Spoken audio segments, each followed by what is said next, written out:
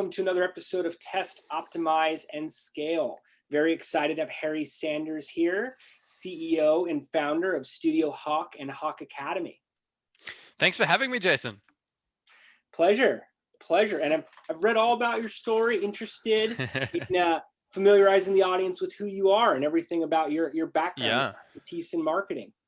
Yeah, sure. So, I'm relatively young. I'm 23 years old now.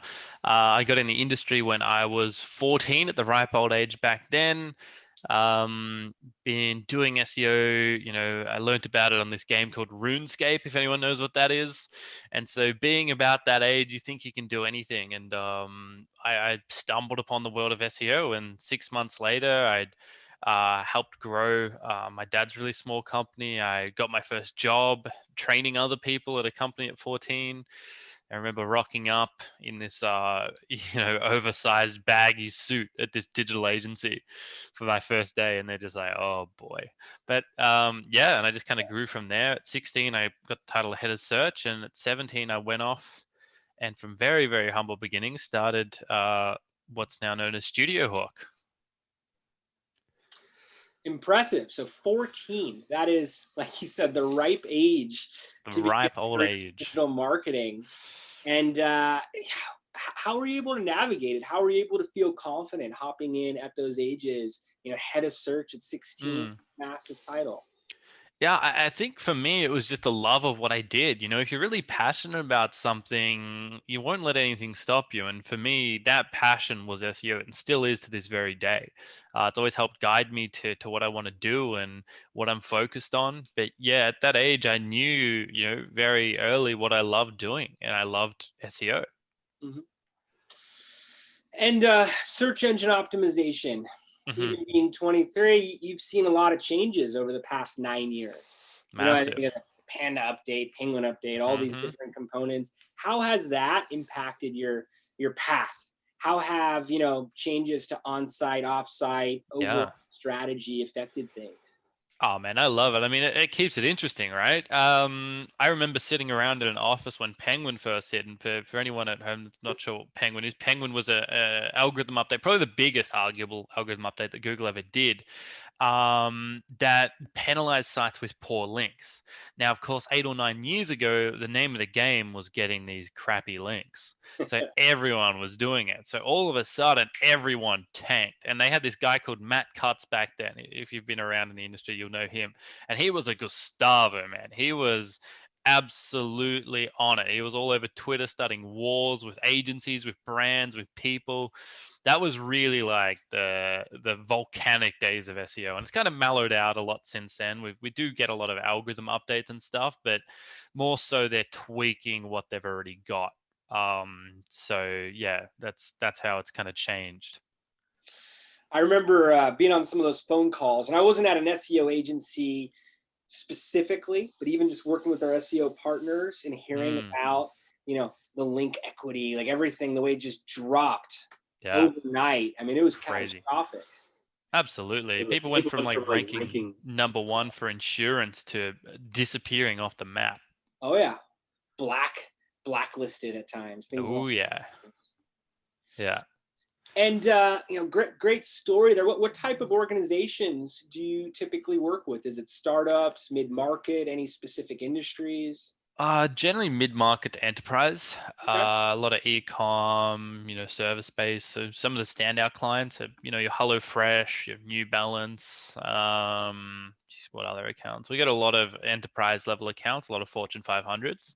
I would say make up quite a big chunk of the company. We've probably got a dozen or two of those, and then the rest of that kind of mid-market, some SMEs, all SEO focus. So StudioHawk's core, when I started the company, coming off from a head of search at a full service agency, was I just wanted to do SEO. I just wanted to do a very small part of that pie. And so yeah, just specializing purely in SEO, no ads, no nothing. It's good to know what you're strong at and be able to just do a great job at that. Yeah, absolutely. And that's kind of that spearhead. And so when people think StudioHawk or what we do, they just know SEO. And so it's worked really well for us in Australia. We became Australia's largest SEO company now. We got about 30 SEO guys, so the biggest SEO team here. And in London, we started that a year ago, and we've already got about 4 people there. So that's just going gangbusters. Wow. Top in Yeah. Australia. I did a conference out there last year. It was Google Startup Grind, APAC, Yeah.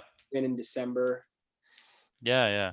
Great community out that way, and quite a prestigious honor there. Top group in Australia.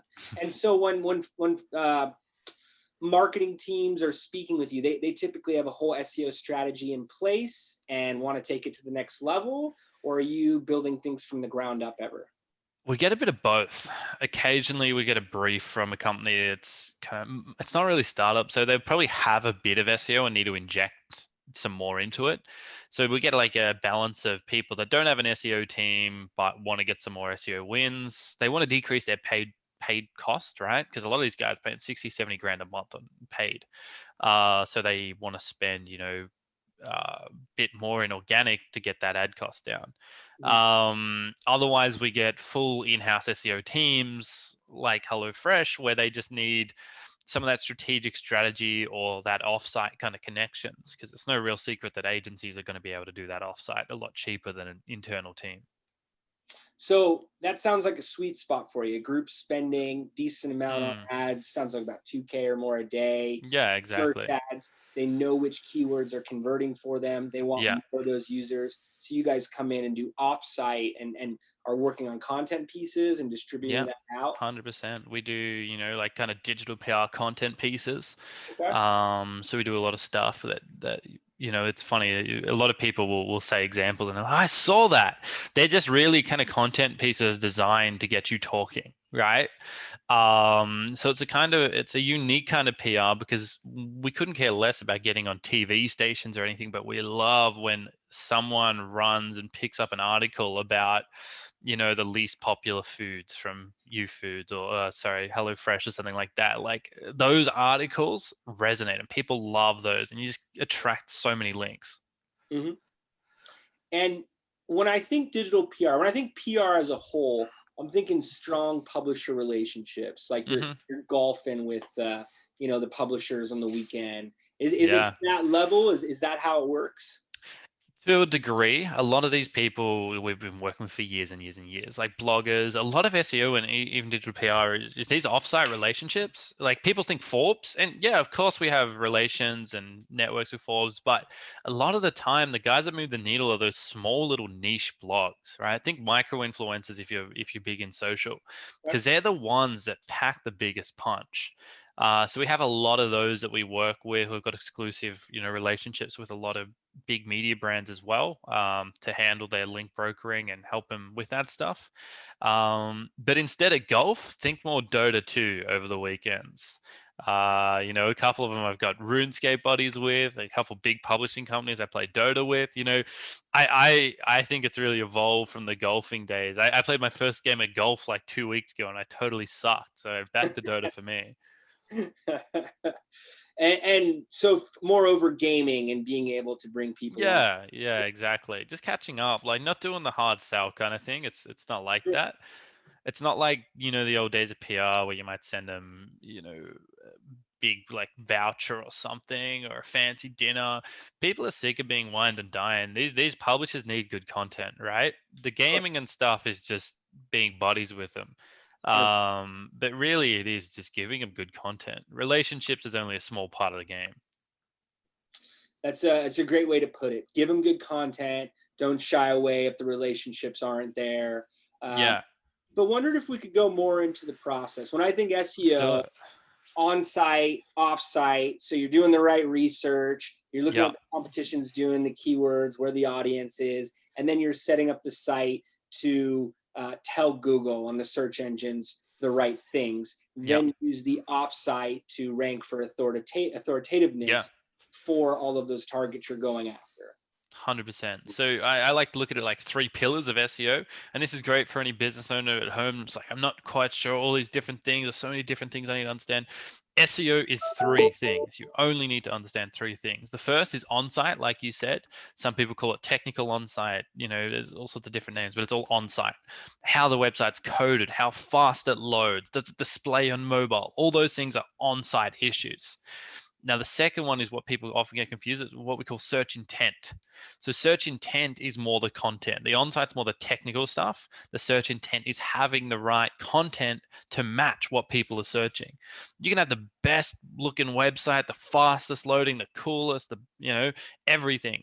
But if it's got crap content on it, or it's just content that no one's looking for, you're not getting crap. You're not getting any traffic. It's worthless. So that's a big pillar, having content that people want to see on the site. So that's where you look at service pages, location pages, really matching the intent up of what people are looking for. And then the third is offsite. So we call that offsite SEO, backlink, link acquisition. Again, so many different terms for these things, but it really is kind of the fuel in the engine. So this is how Google determines how credible your website is, by seeing who's linking to it. So that's why we're talking about the main things you need to know there is, I coined something called the D&D methodology. It's not Dungeons and Dragons, but it does stand for do follow. So it needs to be a do follow link. It needs to be passing authority. You can have no follow links, but they don't pass as much authority. It needs to be niche relevant. So it needs to be in the right niche. If I've got a gym website, but I have StudioHawk, which is an SEO company, linking to me, that does about nada for me. There's no relationship between those brands that Google could discern. And then lastly, it needs to come from domain, have a good domain authority, right? Or domain rating. Again, so many different names for this thing, but they need to come from authoritative domains themselves. If you can nail those three things, then it's a good backlink. Mm-hmm. Excellent. So that's how you're measuring the quality of backlinks. That gives 100%. ideas for founders who are listening in to be able to map it out accordingly. What type of timeline does this occur in? Is it 4 weeks for strategy, 2 weeks, and then 3 to 6 months before anything happens? Is it all based upon how relevant and authoritative the backlink publishers are? What does it look like in terms of timing? So we always try to look at this, like, get your fundamentals right first. So your fundamentals right is technical, the on-site stuff. Like, that's something you should be able to nip in the bud right away. So go through, do like an audit using an auditing tool. Like SEMRush is a paid one, SEO Quake's a free one, Ahrefs of auditing tools. There's no shortage of auditing tools, but they will help you identify the issues on your website. Mm-hmm. And that's kind of like 101 foundational stuff. Get that sorted. Then you start looking at the content. You do a content audit. You go, kind of like keyword research. You go, what keywords are people looking for? Search for that keyword and then see who comes up. Look at their content. Does that content match the intent of that keyword? Does that keyword have a different intent than maybe you originally thought? And then create content for that. Maybe it's for your blog, maybe it's a service page or something like that. And then you start looking at the links, maybe month 2, month 3. Those first two I try and get done in the first 2 to 3 months, and then the links, are an ongoing thing after that. Sometimes you might get results after month 2, after you nail that search intent, or maybe there's a on-site issue that was really holding you back. Generally speaking, you might get 4 to 6 months to start seeing it ramp up. The great thing about SEO is when it ramps up, baby, it ramps up. Like, it's like a snowball on that bucket. It is nice. So you just want to keep that going and keep that rolling. So more backlinks, more outreach, all those kind of things. And eventually, really improving your quality score for your paid ads and decreasing the cost of them. And when you say ramps up, what type of measurements, what type of metrics are you looking at to gauge? What tells you it's really doing well? Organic traffic in Google Analytics, algorithmic predictability, which is a fancy word for a SEMrush graph. You can look at those graphs in Ahrefs or SEMrush that'll really give you an idea of how they're performing, even excluding seasonality. So that's super handy. Mm-hmm. And you started touching on paid there, and I know that's not a focus of yours, SEO. We do a good amount of paid, primarily on Facebook, but want to stick to the search engines here. Do you recommend running paid during that 2 to 3 month initial process and 4 to 6 month time period as a whole? You should always be running paid. I mean, or at least some amount of paid. unless in a very rare circumstance where you've just dominated all the SERPs, in which case you don't need paid. But that domination that people think about doesn't occur over 6 months. We're talking 2 years, where you might have been paying 100 grand a month in paid ads. You're now paying nothing or a tenth of that because you're already getting these keywords anyway.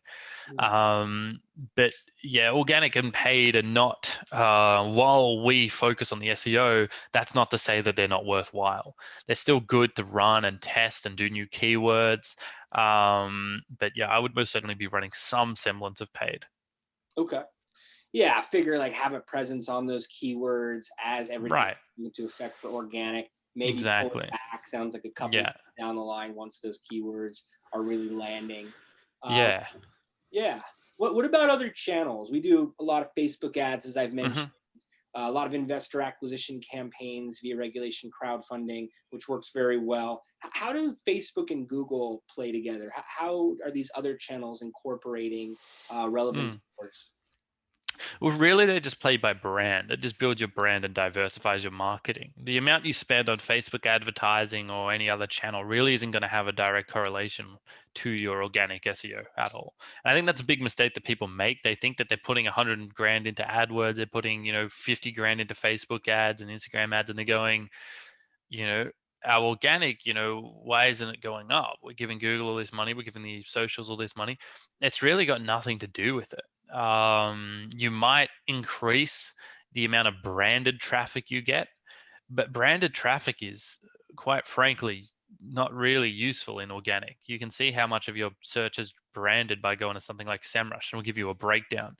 You want to be capturing customers that don't know your brand through organic search. That's what you should be doing. So if you've got, 10,000 hits a month on your organic, but you look at SEMrush and 99% of that's branded, then your SEO is crap.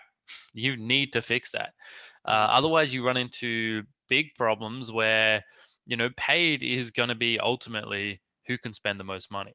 And if someone like New Balance decides to get into your market and they've got deep pockets, you're screwed unless you've really cemented some kind of organic presence. Mm. When you do an acquisition, if you chat to someone from private equity or someone in YPO or someone in those kind of networks, the first thing a lot of these guys do now is pull up your SEMrush, and they can see how much you're paying and how much is coming through organic.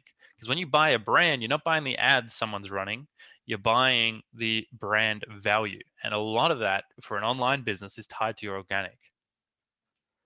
That's a good way to describe it. And thanks for painting that picture. I know the traffic and some of the conversion behavior could have a positive impact, but the way you broke apart branded, non-branded really Yeah, paints a strong picture. 100%. And for a group that is perhaps starting from scratch, taking notes on everything you're saying here, looking at the format of the show and looking at marketing as different tests. Now, this may apply more to advertising Mm-hmm. than organic, but are there any tests that you could recommend for listeners? Any tactics that you think founders should incorporate into their strategy? Heaps. I mean, while SEO, a lot of people say it's more of an art than a science. I completely disagree. I think it's very scientific. There's a lot of stuff you can do and test and change.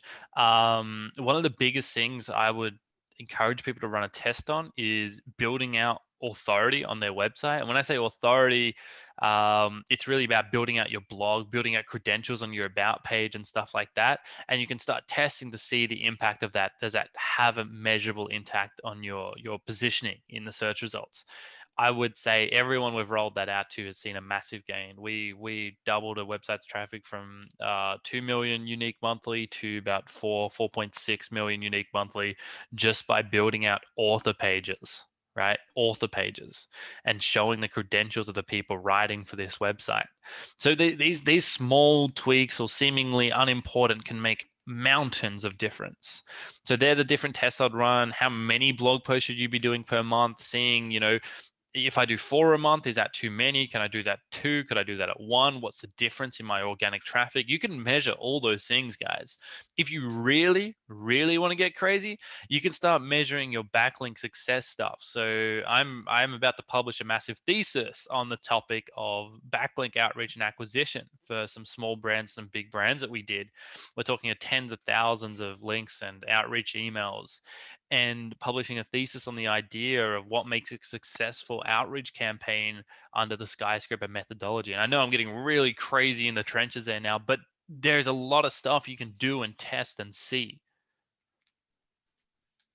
No, and that's perfect. And if I could ask further questions about that, you say outreach emails to publishers. That sounds pretty advanced. Is that an automated type of sequence? Is this all, as personable as possible and handpicking, still a numbers game, Yeah. the best 10, the best 50 targets? What's We the do. best way to get started for something like that? Yeah, so 100% like hand picking, manual outreach. We've actually one of the things we've worked on, that initiative Hawk Academy, that education piece, we've got it as a free module. So anyone can go to hawkacademy.co and just sign up for this free module on digital PR. And it walks you through the whole process. Like we were on Forbes, we were on, Inc. We were on all these kind of publications doing this process. It's actually quite fun to show the process end to end, how it looks. But it's a long kind of thing. There's a lot of tips, but I'd encourage you to go check that out if you are serious about digital PR. It's actually, the secret is it's actually very easy. If you got a knack for it, or even if you can just follow basic instructions and you're not an ass, you'll do well. The people that are asses, you know the ones, the business owners are like annoying, you're not going to do well. If your business isn't interesting, you're not going to do well. But if you've got an interesting angle, I'd highly encourage you to check that out. But yeah, that's one thing that we do unpack, and we have a study at the end of that. And actually, one of the guys, Jason, that I play Dota with, agreed to do an interview as part of that module. He's runs a big publication, and he talked about the kind of techniques that he likes being approached with and what he doesn't like, the do's and don'ts, if you will. Very nice. I'm actually having my team take a look at this after the call as Yeah. well too. A step-by-step process. I like the way you map it all out there. And I look at content marketing. It was first taught to me as the creation of good, engaging content that's designed for social shares and high authority links. So being able to create it off the research that you're doing and the technical side of things, putting the right list together, it should just all connect. 100%. Yeah, very much. It should all just kind of flow together. And, I always like these practical step-by-step guides because, theory is all well and good. And there's enough theory in marketing as is, though. Like, I like the practical. This is exactly what we did to get on Forbes. This is exactly what we did to do this. Yes. And the reason why we made that free is just because, it's just going to make everyone's life easier if everyone's doing it the proper way. Sure. And then they could look towards groups like you to take it to the next level. Yeah, 100%. But they already know what's taking place. There's no exactly right. There's no mystery or anything like that. Yeah, you want that transparency, right? Something like SEO, it's really important that if you're working with someone, you understand what's going on. Otherwise, you don't know what you're getting. It's hard to quantify. Absolutely. And what do you do when things aren't working? When a group is talking to you 4 to 6 months later. I mean, marketing has inherent obstacles. Yeah, so absolutely. It's not going to work for everyone. Certainly not right out of the gate. We've certainly worked on campaigns that didn't work, and then at a later period in time, let's say week 3, ads were not working at all. Week 6, they were surpassing all performance benchmarks. Yeah. So I try to tell these tales to discourage founders from stopping whatever it is, stopping the tactic altogether. Can you share any stories about optimizing and recommendations on what to do when things are not happening? 100%. So first thing, when things are not happening, back to your fundamental pillars, right? It is there's an issue with one of those, right? It is no, Google doesn't like my website because blah, blah, blah, blah, blah. No. It is one of those pillars is not performing correctly. So you start drilling down. You'd be like, is it links? Do we have enough links? Do our competitors have better quality links? Do they have more links? Like what does that look like? Is there a technical problem on our website? Is Google able to understand our website? Is there some rendering issue? What is it? Do we have the right content going to that search intent pillar? Is someone going to land on this site and feel like their question's been answered, right? Are we going to help them? So we really drill back down to those. And always, I would say 99% of the time, it's something you just look, you go, oh man, we've been focused so much on the technical, on the links that we didn't think about the people searching for this are looking for something completely different than what our page is about. So really drilling down into those things. But yeah, this stuff takes time. If you're doing SEO for a month and expecting results, and I mean, I got news for you, buddy. But it is often, sometimes things start out slow and just ramp up considerably. I mean, there's no shortage of examples there of things you look at that just go bonkers later. So what I would say is, yeah, really go back down to those fundamentals and understand where the problem lies. Mhm. It's actually a lot simpler than you would think. Yeah. And for ads, we try to always come to the table with new ideas. Yeah, So right. audiences, messaging, funnel. Those three Mm, things generally sit somewhere in there. It sounds like going back to the pillars, doing deeper competitor research, looking at what's different. Some of the missing components will be staring right at you, and what to roll out next should be fairly systematic. yeah, exactly right. Mhm. And what about scaling? You listed some very large brands that you're working with. What do Hmm. you do when it is working and they're like, this is great, I want to take it to whole new levels, we want more market share? And I know that could be challenging for different keywords, different SERPs, Mm. for organic. How can you really amplify what is, driving any of these campaigns? Yeah, so for those bigger guys, I mean, the biggest thing that the difference is between like your 20 grand and a 100 grand campaign is links, right? Like, how many links are we getting for this campaign to make it kill it, and just crush everyone else in those SERPs. But ultimately, it comes down to this other thing where you have to worry about in big brands is share of the market. You know, like, how much share of the market do they have? One of the companies we have is a group called Officeworks, which is $1 billion kind of stationery kind of company here in Australia, and they own that market. They're like the staples of the States.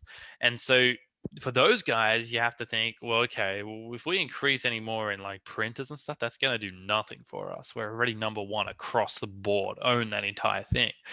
What else could we own? Maybe we can own gaming. And so we go to the business and we present this use case of, hey, there's this emerging idea of gaming. How do we own this space? And then it's up to the business to decide whether they want a gaming range or whether that's on their foresights. But you really get involved with the business at a core level of what's on the horizon for them, because that's really it. New products, new offerings, making sure we own that market and just kind of slowly grow like that, more so than just going after and keep growing existing products. Because at a certain point, there is no market share for Officeworks to have. They own 95% of that market. That remaining 5% sounds like, oh yeah, we can get that. It's virtually impossible to own 100% of the market, and even if they did, the government would start wanting to break them up. Sure. Like, Yeah. it's what other products can we own? Do you ever take it to other channels? I hear, different keywords, different areas, figuring out Hmm. where it's all capped out. Do you look at secondary search platforms like Yahoo, Bing, or anything that's regional? Yeah, absolutely. You can. The thing with Bing and Yahoo, let's be honest, the thing that most people don't want to hear is they all copy Google. So even, Bing's a considerable amount. 2% of the market doesn't sound like a lot, but if you own that, that's a lot of money. The thing is, though, Bing is actively just trying to copy what Google's doing. So if you're leading on Google and doing the things on the Google platform, Bing's going to pick that up. It might take them a year or so, but they're going to pick that up. The only exception is when you start looking at Chinese search engines like Baidu, whereas Baidu's more like 5, 6 years behind Google. Like, think pre-Penguin is very much where Baidu is today. So you would need to buy a ton of dodgy .ch domains to get that ranking. But you have to ask yourself the question, how much traffic is going to come through Baidu? So yeah, there's definitely other channels and different things you can start looking at, but I'd say for the most part, there's always things to do in Google. There's always some other keyword, some other term, some other thing you could be capturing. You guys do anything with other Google products? YouTube, Google Shopping? Google Shopping, definitely. Organic Google Shopping, it basically mirrors the same rules of SEO, with a few kind of intrinsic differences on the organic front. Hmm. YouTube, we do bits and pieces. YouTube very much is, you know, basically the content though. A lot of their optimization signals are how much people watch, do they engage with this stuff. That's why you got all your YouTubers saying like and subscribe and comment and all those kind of things. It's all an engagement thing rather than a SEO thing. It's not backlinks. But yeah, those are all things that we do and occasionally get involved in. But I would say 99% of our business is organic search. That's where most of the money is. Sure. Actually spoke with the head of influencer marketing at SEMRush, Yep. and they were saying, yeah, at YouTube, it all comes down to the image, the Yeah. thumbnail, and the Yeah. actual name of it. Is that Anton? Yes. Yeah, Yes. I know him well. He's great. Yeah. Expert, explain things to me about the YouTube algorithm that I had never understood before. Yeah, And absolutely. yeah, and different ways to get the engagement and the algorithm working in your favor, of course. What about other channels? We try to be early in on different platforms. Right now, we're looking at Clubhouse quite a bit. I know this is outside of SEO per se, Yeah. but there's organic content, and I imagine there can be some value positioning early on any of these media. Do you guys ever do anything with the Snapchats, TikToks, Clubhouse Signal, community, anything like that? It's a good question. For my brand being an SEO agency or the Hawk Academy, a training institute, there isn't a lot that we get out of those platforms. Like we've been involved in a lot of them and experimented with a lot of them, but I feel like a lot of those spaces are rife with people with the idea that they're just going to get on this platform and get big, and they don't. And so, I mean, sometimes for us, we just have to own the places we are, like our Facebook, our Instagram, our LinkedIn's. They're the places that our audience really hangs out. Our audience isn't really on TikTok. Some of our audience is on Clubhouse, but I'm going to be real. 95% of the people on Clubhouse are all on Clubhouse for their brand. They're not watching anyone else's stuff. They're just pushing their brand. Yeah. So we'll have to see how that goes. But until there's more of a social network behind Clubhouse and it's less so just a promotional tool, it's going to be an interesting one. Sure. Have you seen anything change over the past year with the whole at-home economy? I know digital conferences changed up our industry quite a bit. Yeah. There's different digital marketing tools that can be looked at as very powerful resources for groups looking to conduct at any of those conferences.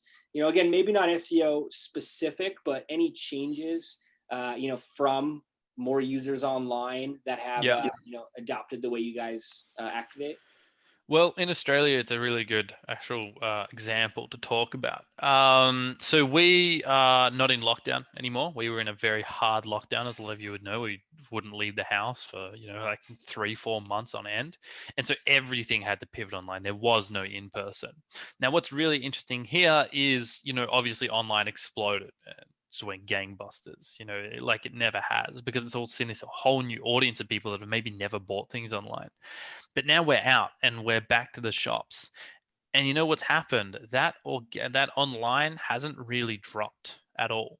So one of our clients, they do like, clothing for elderly women, like you're 50, I don't want to say 50, more like 60 plus. Maybe not elderly is the right word, but older women. And they had 98% of all their sales for their entire business were done in store at their many locations. Post COVID, they're only about 20% of sales in store. Everything else is online now. It's a massive shift. Wow. And that's with lockdowns changed. So we're seeing this shift of the idea of buying online. And for guys like you and me, Jason, it's been a very natural thing. We've been buying online for years. But you have to remember a good, 50% of the population has not. So that's opening up massive opportunities for people, and it's really kind of shifted that economy more to online than ever so before.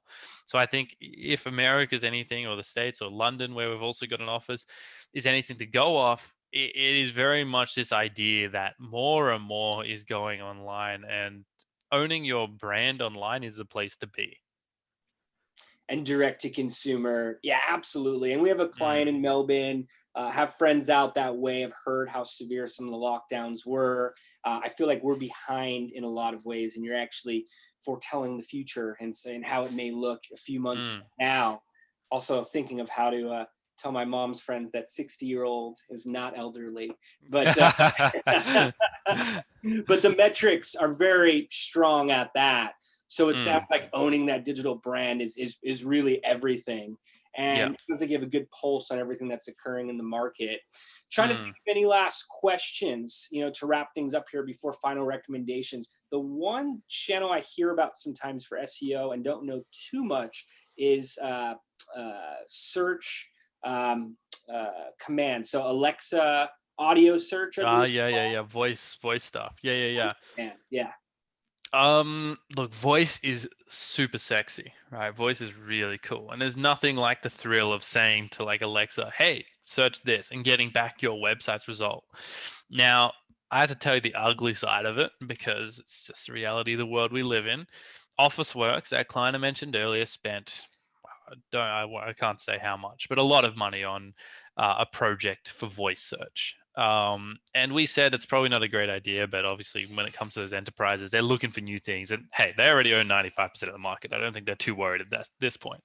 So we start doing this voice search project and ranking for all these things and having it so that people can buy printers or stationery or whatever they need using their voice. To date, there's been in a broad range of 10 to 1,000 orders in total. This stuff doesn't sell.